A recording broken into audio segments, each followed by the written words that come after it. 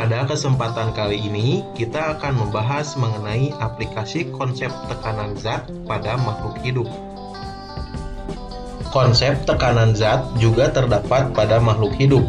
Misalnya, pada mekanisme pengangkutan air dan nutrisi pada tumbuhan, tekanan darah manusia, dan tekanan gas pada proses pernapasan. Pengangkutan air pada tumbuhan. Jaringan-jaringan yang terdapat dalam akar akan dilalui oleh air ketika masuk ke dalam tumbuhan. Pertama-tama, air diserap oleh rambut-rambut akar. Kemudian, air masuk ke sel epidermis melalui proses secara osmosis. Selanjutnya, air akan melalui korteks. Dari korteks, air kemudian melalui endodermis dan perisikel. Selanjutnya, air masuk ke jaringan xilem yang berada di akar. Setelah tiba di xilem akar, air akan bergerak ke xilem batang dan ke xilem daun.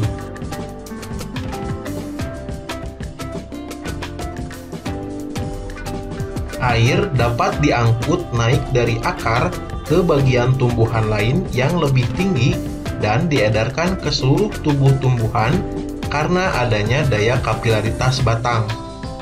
Sifat ini seperti yang terdapat pada pipa kapiler.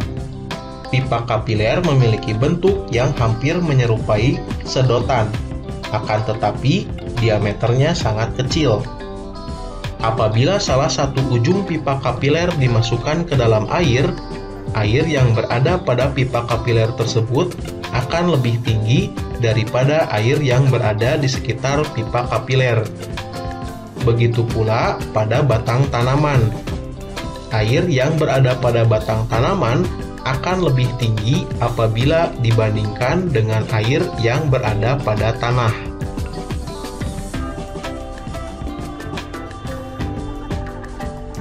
Daya kapilaritas batang dipengaruhi oleh adanya gaya kohesi dan adhesi. Kohesi merupakan kecenderungan suatu molekul untuk dapat berikatan dengan molekul lain yang sejenis. Adhesi adalah kecenderungan suatu molekul untuk dapat berikatan dengan molekul lain yang tidak sejenis. Melalui gaya adhesi, molekul air membentuk ikatan yang lemah dengan dinding pembuluh. Melalui gaya kohesi, akan terjadi ikatan antara satu molekul air dengan molekul air lainnya. Hal ini akan menyebabkan terjadinya tarik-menarik antara molekul air yang satu dengan molekul air lainnya di sepanjang pembuluh xilem. Selain disebabkan oleh gaya kohesi dan adhesi, naiknya air ke daun disebabkan oleh penggunaan air di bagian daun atau yang disebut dengan daya isap daun.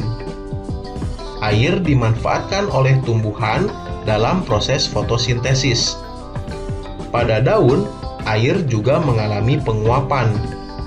Penguapan air oleh daun disebut transpirasi. Penggunaan air oleh bagian daun akan menyebabkan terjadinya tarikan terhadap air yang berada pada bagian xilem sehingga air yang ada pada akar dapat naik ke daun. Pengangkutan nutrisi pada tumbuhan. Semua bagian tumbuhan, yaitu akar, batang, daun, dan bagian lainnya memerlukan nutrisi. Agar kebutuhan nutrisi di setiap bagian tumbuhan terpenuhi, maka dibutuhkan suatu proses pengangkutan nutrisi hasil fotosintesis berupa gula dan asam amino ke seluruh tubuh tumbuhan. Pengangkutan hasil fotosintesis dari daun ke seluruh tubuh tumbuhan terjadi melalui pembuluh floem. Pengangkutan zat-zat hasil fotosintesis dimulai dari sumbernya, yaitu daun, daerah yang memiliki konsentrasi gula tinggi, ke bagian tanaman lain yang dituju, yaitu daerah yang memiliki konsentrasi gula rendah. dengan dibantu oleh sirkulasi air yang mengalir melalui pembuluh xilem dan floem. Tekanan darah pada sistem peredaran darah manusia.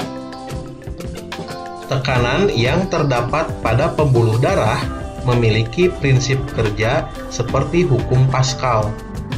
Hal ini karena tekanan pada pembuluh darah merupakan tekanan yang berada pada ruang tertutup.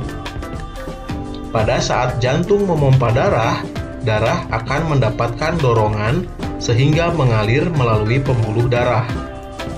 Saat mengalir dalam pembuluh darah, darah memberikan dorongan pada dinding pembuluh darah yang disebut dengan tekanan darah. Agar tekanan darah tetap terjaga, maka pembuluh darah harus terisi penuh oleh darah. Bila terjadi kehilangan darah akibat kecelakaan atau penyakit, tekanan darah dapat hilang, sehingga darah tidak dapat mengalir menuju sel-sel di seluruh tubuh. Akibatnya, sel-sel tubuh akan mati karena tidak mendapatkan pasokan oksigen dan nutrisi. Tekanan darah diukur dengan menggunakan sebuah alat yang bernama sphygmomanometer. Ada pula yang menyebutnya dengan tensimeter. Tekanan darah diukur di dalam pembuluh nadi atau arteri besar yang biasanya dilakukan di tangan bagian lengan atas. Tekanan darah yang normal berkisar antara 120/80 mm/Hg. Angka pertama menunjukkan tekanan saat bilik berkontraksi dan darah terdorong keluar dari bilik jantung melalui pembuluh arteri, disebut angka sistol.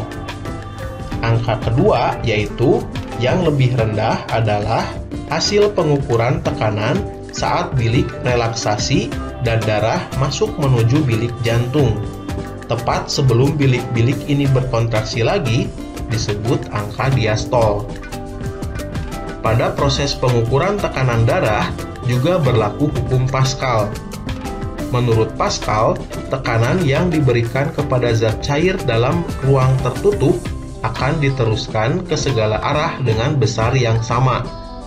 Dengan demikian, tekanan darah yang berada pada bagian aorta akan sama dengan tekanan yang ada pada arteri atau pembuluh nadi yang ada di lengan atas atau di bagian tubuh yang lainnya. Tekanan gas pada proses pernapasan manusia. Di dalam paru-paru, tepatnya di alveolus, terjadi pertukaran antara oksigen dan karbon dioksida. Setiap menit, paru-paru dapat menyerap sekitar 250 ml oksigen dan mengeluarkan sebanyak 200 ml karbon dioksida.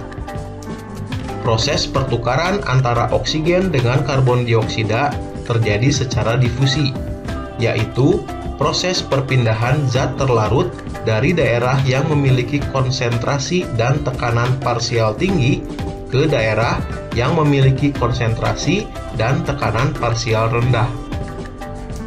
Tekanan parsial adalah tekanan yang diberikan oleh gas tertentu dalam campuran gas tersebut. Pada bagian ini, yang dimaksud dengan tekanan parsial adalah tekanan oksigen dan karbon dioksida yang terlarut di dalam darah. Tekanan parsial oksigen diberi simbol PO2, sedangkan tekanan parsial CO2 diberi simbol PCO2.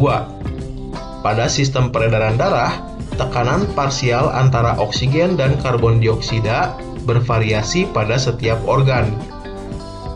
Darah yang masuk ke paru-paru melalui arteri pulmonalis memiliki PO2 yang lebih rendah dan PCO2 yang lebih tinggi daripada udara di dalam alveoli.